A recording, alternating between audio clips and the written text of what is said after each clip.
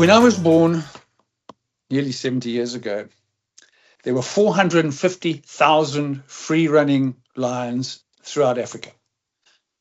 Today, we've got 23,000 free-running lions, and 95% die off in my year, in my lifetime.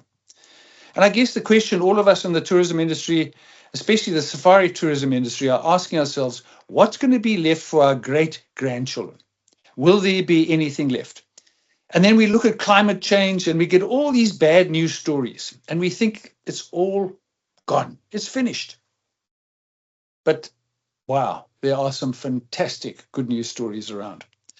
And today I've got the great pleasure of interviewing Dave Wilson from African Parks, who must be the most successful conservation NGO on the planet.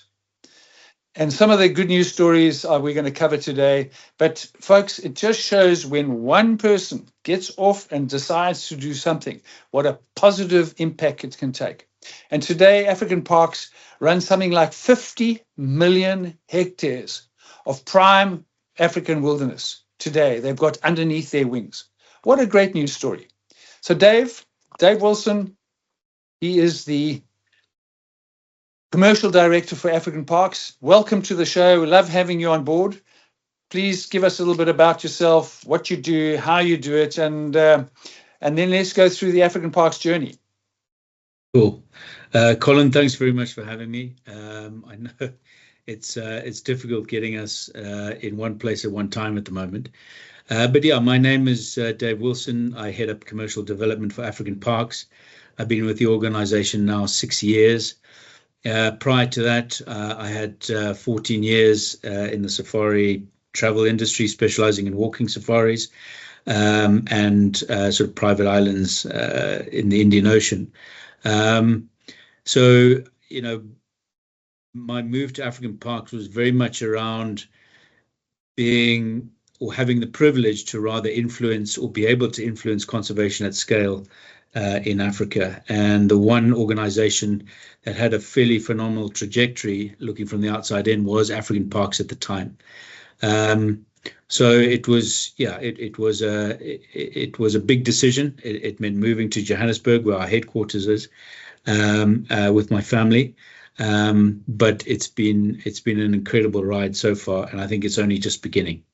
Wonderful, Dave, and I really appreciate you making time. I believe you're off to Chad tonight.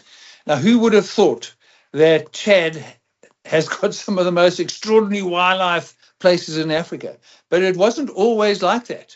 It was, Chad was this kind of basket case. You'd gone through huge amounts of civil wars and all these different traumas and all the rest of it.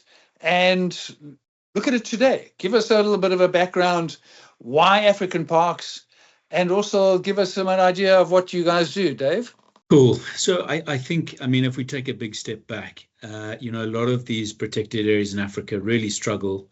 And I think the stats are Africa has 20 to 25% of the world's biodiversity, but only receives 3% of the global funding towards that. And I think African Parks was started really by a group of visionary individuals, one of which is our CEO, Pete Fernhead, who saw that in the absence of any sort of viable government intervention, these protected areas were going to collapse. So essentially, African Parks is an African solution to an African problem. It's a protected area management organization that specializes at protected area management at scale. We were founded in 2000, and the first two parks we signed were Liwa Plains National Park in Western Zambia, partnering with the Barotse Royal Establishment, the Department of Parks and Wildlife, and the Zambian government. And the second park was Majeti, which was a game reserve in Malawi with the Department of Parks there in Malawi and the Malawian government. So over the last sort of 25 years, we have grown to 23 parks in 13 countries, and as you say, covering 50 million acres. We employ over 5,500 people, which makes us the largest conservation organization with boots on the ground in Africa.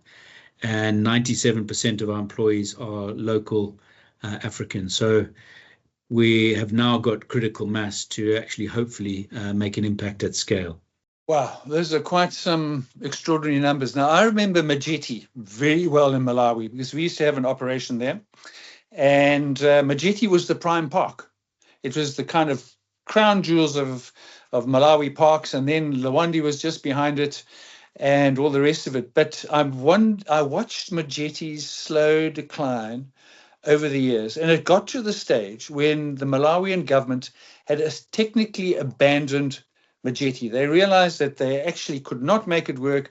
The poachers were in there, the fencing was gone, the hardwood choppers were in, the loggers were going crazy. And today it's a fully functioning Big Five game reserve with all the bells and whistles, and it's producing jobs and revenue and all the rest of it. I mean, tell us about that. I mean, I just can't believe that a Basket Gate park has gone from such critical depression into this extraordinary reserve. I mean, that's really the African park story. Yeah, Majeti is a great story, and I must, whilst it was tough and it had sort of collapsed through lack of funding, credit must be given to the Malawian government for identifying this and sort of bringing in African parks and working with us and giving us that sort of freedom of movement to do what we needed to do. But yeah, as you say, I mean, it's been an incredible success story. The increase in the wildlife and the reintroduction of some of the sort of big key species has really sort of put Malawi back on the map. And more importantly, Colin, a lot of Malawians are actively choosing to go to Majeti and see this wildlife and start to appreciate it, which is really where sort of our long-term constituency for conservation comes in. Tell us how you make this work. Where do you get, obviously there's a great saying which says that conservation without cash is a conversation, and somehow you've got around that. What is your recipe and how do you make it work? Sure. Well, I mean, you would have seen in some of the literature, we sort of take what we call a business approach to conservation. So philosophically, what we try and do is say the donor dollar is the last dollar. So it's really important that we start to build a degree of resilience in the financial model of those parks. And that sort of falls under my remit. And then essentially we see what we can generate and what we can make as a park business entity. And then any gap between what we make and what we need to run the parks is then filled through donor income. And we have a number of different strategies to do that. But essentially, anywhere between sort of 80 and 90% of the organization is philanthropically funded, which is great. And as we start to sort of grow and mature, a lot of the commercial development is focused on, how do we reduce the operational costs of the park, or how do we offset the operational costs of the park to start to make these parks more self-sustaining? Because I think in the long term, that's going to sort of ensure that conservation endures in perpetuity, if that makes sense. Yeah, but okay, cash is one thing. You've got the cash. Now, what about getting things to work on the ground? I mean, obviously your management and all the rest of it, that's got to be world class. How do you handle that? Through a lot of trial and error. We've made a lot of mistakes. We continue to make a lot of mistakes. And the truth is, we operate in some of the toughest parts of the continent. And it's really down to people. It's about the empowering of people. And I'll talk in a bit to our Conservation Institute, our Conservation Academy that we want to start. But really, it's sort of employing the best people we can find. And essentially, we have a sort of management and infrastructure which underpins the whole operational context of the park. And then we sort of manage the park against three pillars, which is biodiversity conservation, community, and revenue generation. But it's really important that we get that management and infrastructure right. For example, in Kafue, the team have graded over 2,000 kilometers of road, which, that park has never seen before. So that's the kind of stuff that we know we need to do, and it's really important to provide that backbone to then go and do the sort of proper conservation stuff that we need to do. Now, what about neighboring communities? That's the big issue which very few organizations are able to get right. How do you handle your neighboring communities? So this is absolutely critical in the long-term success of African parks is the community engagement. So to take a step back, each park is governed by a board, a local board, and on that board will be members of the community, brings them immediately into the decision-making processes of the organization. And then, we have a number of different community engagement processes, but we essentially engage the community across three elements. One is education, one is enterprise, and one is engagement. And then we have what we call a plus, which effectively crowds in some really good NGOs, depending on the wants and needs and the area that we operate, into providing, whether it's healthcare, literacy, or anything like that. But essentially, AP focuses on those three elements. And I think what's really important for us is that we create, and you heard me use the term before, this constituency for conservation, which really is the community actively choosing conservation as the chosen form of land use over other things. I think what's also really important is in a large portion of our parks, we have communities living in the parks. And that is just the nature of these wild places, going forward. So we are actively having to work with the communities in many, many different areas all the time, every day, in what we do. So, okay, cash sorted out. Management sorted out, communities are very much in your boardroom, which I think is crucial. I think so many people in this day and age think that just giving jobs is what it's all about. So it's not. You guys have gone a lot further. You brought them into your boardroom. What a wonderful recipe. So we're running out of time, but just Dave, I remember chatting to Peter Fernhead, your CEO, a long time back, and I said to him, Peter, where's your favorite place in Africa? And he told me about Zukuma. I said, where? I thought I'd been everywhere. And he told me, no, Zukuma in Chad has got the most extraordinary wildlife. Yeah. And we went there. We brought one of the first groups into Zukuma. It was extraordinary. And exactly what you say. I mean, you had the cash, you had the management, and you had the communities, and you put it all together. I must say, folks, if you ever want to do, if I keep saying, for me, the most extraordinary wildlife experience of my life is Zukuma. Now, you're going there tomorrow. Tell us a little bit about it. Yeah, so I think people's impression of Chad, North Africa, is largely the Sahara, which it is. But, in terms of the sort of the weather phenomenon, when rain falls in Chad, it generally sort of moves from a northwest to a southeast sort of location in Chad. And down in the southeast part of Chad is a very wet, very fertile area. All of the water sort of collects there. And as it starts to dry out, it's got these huge pan systems. And as a result, you get this huge concentration of a diversity and abundance of wildlife, which you saw, Colin, which makes that place really special. It's a very narrow window, essentially from January through to April, where all this game collects. And then sort of quite soon after April, the rains start. And pretty much more than half that park is underwater for a good 6 months of the year. So it's an incredible ecosystem, and you get to see stuff that you don't normally see in sub-Saharan Africa or even in East Africa, and that sort of adds to the sort of flavor of Zukuma. But it's really untouched, and it's certainly one of the sort of, it should be on the bucket tick list for quite a lot of serious safari goers. Oh, it was extraordinary. If we see 20, 30, 40 cranes in the Okavango Delta, we get really excited. We were seeing thousands of cranes at a time. The noise was deafening.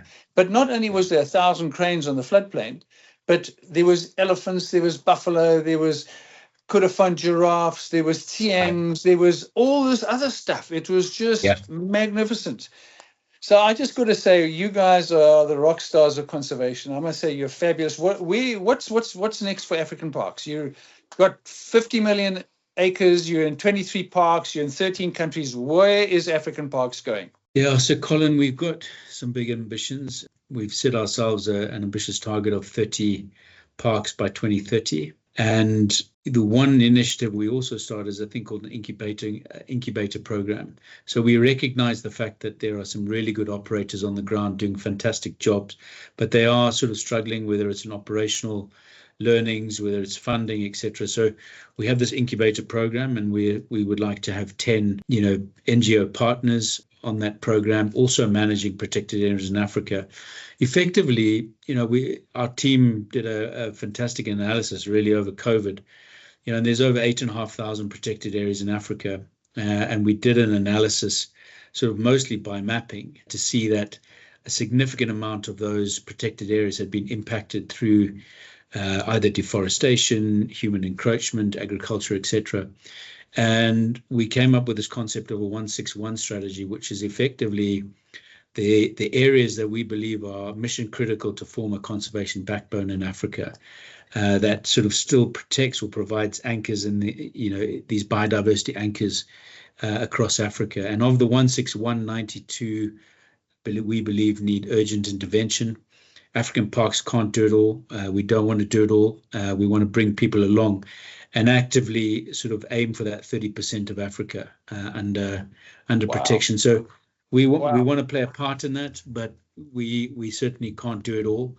And we feel, sort of looking at those big intact landscapes that are still remaining, those are the areas that we feel, we can add value in and have experience to sort of add value in. So really that's where we would like to go, but obviously getting there is sort of harder than we think. And what's nice to see is now we're getting governments actively approaching us to be partners to sort of help them in this process. So we're grateful for that. I'd like to end off with my pet kind of sort of focus for the last sort of while has been rhinos. I was part of the initiative to reintroduce rhinos back into Botswana. I signed the first check, and I've been watching this rhino story for a long time. And you folks came in and you sorted out the biggest sort of festering sore in South Africa was this collection of over 2,000 rhinos sitting outside Joburg with no home and all the rest of it. Tell us about that. Yeah, I mean, it was certainly a curveball that we didn't really expect, but essentially, we were approached and, it was it was the world's largest captive breeding rhino facility that was facing financial collapse. There were over 2,000 southern white rhinos at risk of poaching and fragmentation if no one stepped in. So we managed to rally and we took control of the park, of the captive breeding facility now going on 2 years ago. And really what we wanted to do is we saw a really unique opportunity to be able to turn this captive breeding facility into really good news for Africa. And the idea is to rewild all 2,000 rhino. So we've got 3 phases. Firstly, phase 1 is rescue, second is rewild, and thirdly is renew. And we're sort of working through those phases. But to date, we've moved 376 rhinos in 2024. And we aim to move 460 between 2025 and 2026. And that is into areas that, adhere to a very sort of rigorous framework that's set by an independent advisory board and African Parks, sort of where they go, why. And obviously, a key element is ensuring that, they are looked after and they are conserved. So it's received a huge amount of publicity. We're really proud of it, and it's sort of hopefully going to add value to the continent in time to come. It's the most extraordinary initiative. Thank you. So one of my portfolios at Natural Selection is I look after Mkombati along the Wild Coast, and I look after the Duhur project there. And both of them are perfect for rhinos. We would like to put our name down for founder populations for both of those reserves. So we'll have a separate chat on that. But Dave, listen, I just think that you guys are such good news in generally a doom and gloom situation, climate change. And one of the things which we kind of forget is that Africa does a lot of the cleaning of the world's pollution. We take all the pollution, we take the carbon dioxide out of the atmosphere, we create oxygen, send it back again, and we store it in our soils. And for that to happen, we need to have pristine wildernesses. not only in the forests, but in our savannas. And what you guys are doing is great for climate change, it's great for the planet, it's great for Africa, it's great for our communities. You guys are the best news story around. And from my side, a huge salute. I'd like to end off by just sort of giving a little heads up to our audience out there around the world of how they can get involved. If they've got people who are looking for places to put money, how do they go about it? Yeah, Colin, listen, thanks very much. I mean, we certainly, it's not an easy road at all. And, you know, we hopefully are doing our bit for planetary health and importantly for the continent of Africa. With regards to sort of supporting African parks, I mean, there's links on our website, there's calls to action. And likewise, you know, I'm happy to leave my contact email if anyone is interested, and I can direct them to the right team member that can sort of help them on that front. Folks, for that, anybody who wants to get hold of Dave, it's DAVEW, as in David Wilson, Dave W, at africanparks.org. Dave, wishing you well on your travels to Chad and Zakuma. I'm highly jealous of you, and you're going to NAD. I'm really even more jealous. But congratulations to you and your entire team for the most amazing work you do. You pioneers, you show the way. We're seeing these migrations. I mean, that Zambian migration at Liwa Plain was down to, 6,000? You're up to 40, 50,000 now? Amazing work. So all the good news, take a bow from the travel industry. Thank you.